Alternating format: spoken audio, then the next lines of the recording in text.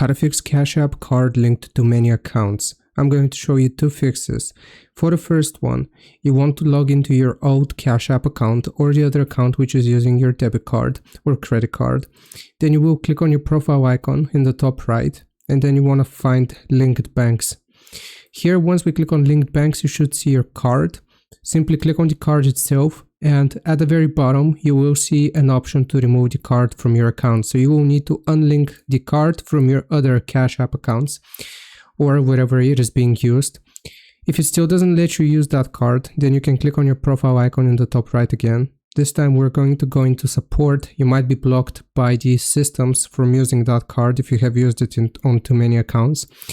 So you want to search for problem linking, just like that, and you will select either problem linking debit card or credit card depending on your card type. Here, if you do a debit card, you will then select link debit card, see if the link lets you. If it doesn't, you will click on chat. Here you will explain that you are having issues with linking your debit card. It says that it is linked to too many accounts, and then they can assist you with resetting the system here.